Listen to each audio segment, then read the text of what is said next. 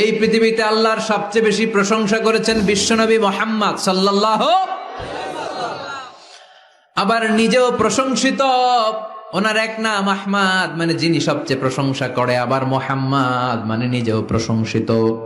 জান্নাতীদেরকে নিয়ে বিশ্বনবী যখন কিয়ামতের দিন বিচার শেষে জান্নাতের দরজায় যে কড়া নাড়বে, ওই দিন বিশ্বনবীর হাতে একটা পতাকা থাকবে। ওই পতাকার মধ্যে ওই শব্দটা লেখা, সূরাতুল ফাতিহার প্রথম শব্দ যেটা। সূরাতুল ফাতিহার প্রথম শব্দ কি? আলহামদু। বিশ্বনবীর হাতের পতাকায় ওইটা লেখা থাকবে, লিওয়াউল হামদ, প্রশংসার পতাকা। সুবহানাল্লাহ পড়বেন না? তার মানে আমরা এই সিদ্ধান্তে উপনীত হলাম যে সব সময় প্রশংসা করতে হবে একজনের। তিনি কে? আল্লাহ বললেন আলহামদু আলহামদু লিল্লাহ। সব প্রশংসার মালিক হলেন আল্লাহ। কি সুন্দর নাম তার, কি মজার নাম। আলিফ লাম লাম হা, আলিফ লাম। সবাই বলেন আলিফ লাম লাম হা। আওয়াজ করে আলিফ লাম লাম হা।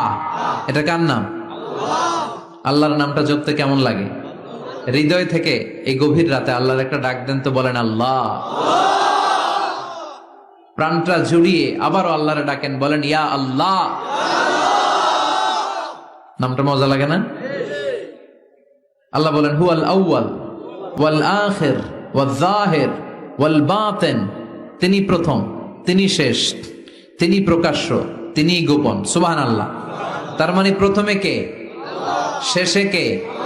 প্রথমে আল্লাহ আল্লাহ, শেষেও আল্লাহ আল্লাহ, আকাশে আল্লাহ আল্লাহ, জমিনে আল্লাহ আল্লাহ। সবাই পড়েন, প্রথমে আল্লাহ আল্লাহ, শেষেও আল্লাহ আল্লাহ, আকাশে আল্লাহ আল্লাহ, জমিনে আল্লাহ আল্লাহ। নিখিল জাহান গায়ে গুণগান তার নামে গায়, আমরাও গাহি তাআলা হামদে বারি তাআলা, হামদে বারি তাআলা, হামদে বারি তাআলা।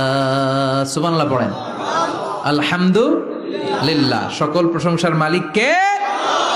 আল্লাহ বললেন সকল প্রশংসার মালিক হলাম আমি, আর আমি হলাম রব্বিল আলামিন, জগৎ সমূহের রব। আল্লাহর আরেক নাম হলো রব।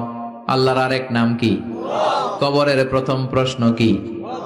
আমার রব, তোমার রব কে? আমাদের উত্তর কি?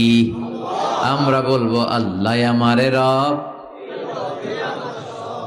আল্লাহ আমারে রব।